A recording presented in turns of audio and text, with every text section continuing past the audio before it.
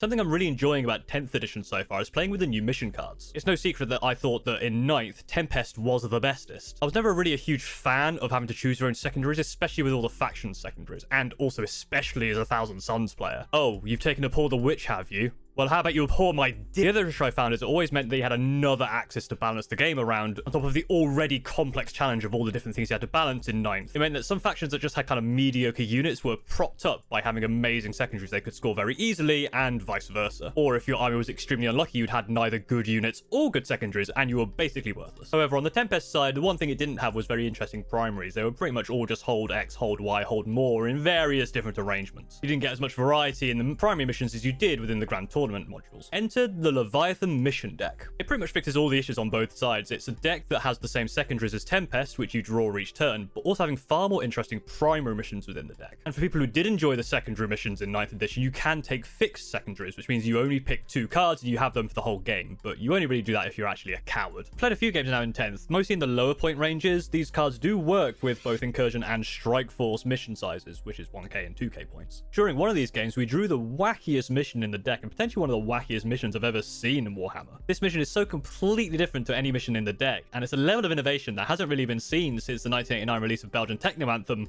Pump Up the Jam.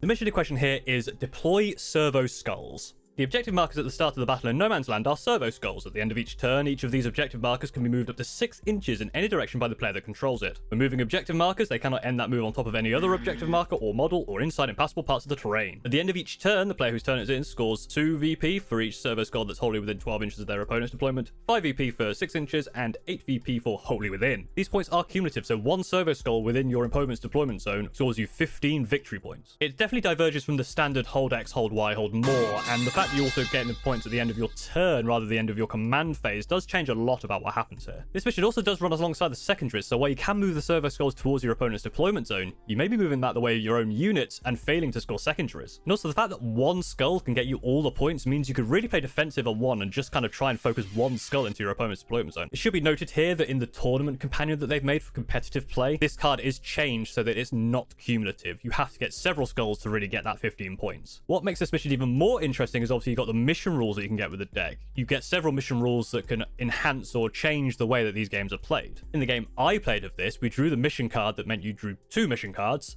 and so we had an extra objective and sticky objectives. Sticky objectives is a very interesting one because that means even if you move these servo skulls at the end of your turn out of range of your units, you still hold them. As I mentioned before, I play a lot of 1,000 point games. It's a lot nicer to be able to play those during an evening on a work day rather than having to wait for a weekend to try and get a 2k point game in. I know the competitive scene, it should take about 3 hours to play a 2,000 point game, but that seems absurd to me. It usually takes us 5 or 6 hours to get through a 2,000 point game. So for me, a 1,000 point game is quite nice to be able to fit around a busy schedule. It is interesting that now in 10th that 1,000 and 2,000 point games play on the same board, but I do find that this servo skull one in particular, can be quite unbalanced. To demonstrate this, let me show you a recreation of the game I played with this mission, using technology not seen since White Dwarf magazines of the early thousands. This is from memory, I'm not going to show you the whole game, but essentially this is the problem with 1,000 point games, is that there just isn't enough units on the board. And the game is still just as deadly. You might be thinking, obviously, a 2,000 point game has more units, therefore it's probably more deadly. You're kind of killing the same amount of stuff, so 1,000 points really should scale down, right? But then you've got to look at things like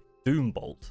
Realistically, you're only doing Doombolt once per turn, and if you could do the maximum of 9 wounds, that's a lot more in a 1,000 point game than it is at a 2,000 point game. And with fewer units overall on the same board size, what happened in this game was I was able to clear one flank, get the other flank completely tied up because it was Lich Guard versus Garabacol Terminator, so nothing was dying. With one flank clear, I could just send all the servo skulls up that side, and then I could just get them all into this deployment zone and win the game off the primary very quickly. It didn't really matter that I killed 15 Lich Guard, he still ended up with 7 at the end of the game. Necrons. The damage was done, and I'd moved all the objective markers out of the way, which meant I could just work on the secondaries, and really, there was nothing you could do to come back into the game. Potentially in a 2,000 point game, those mortal wounds from Doombolt or mortal wounds from Chauncey wouldn't have mattered as much, or you would have had more units to be able to buff up that flank and stop me from trying to get in there. And I suppose you could argue that obviously if you're coming into a 1,000 point game, you have to be mindful of the fact you do have less units to play with, but I still think stuff like Doombolt or these kind of single things per turn that do a lot of damage can be quite deadly and more swingy in 1,000 point games. With this combination of sticky objectives, extra objectives, and the deploy servo skulls meant that the game swung super hard, super fast, especially with the cumulative skulls. But really, I think the most important takeaway from this video is I won a game of 40k. I've won 2 games of 40k, in fact. 2 1k point games, which means you combine them, I've won a 2k point game. Therefore, I'm the best at 10th edition. What do you think about the mission cards? Have you been playing any 10th edition games? Do you enjoy the new mission cards, or would you prefer the kind of 9th edition style of having to choose secondaries and choose the primary mission that way? Let me know in the comments. As always, I love reading them, and that'll be it for this video. Thank you very much for watching. If you did enjoy this, go ahead and like, comment, subscribe, all that good YouTube stuff, and I will see you next time. Thank you very much for watching.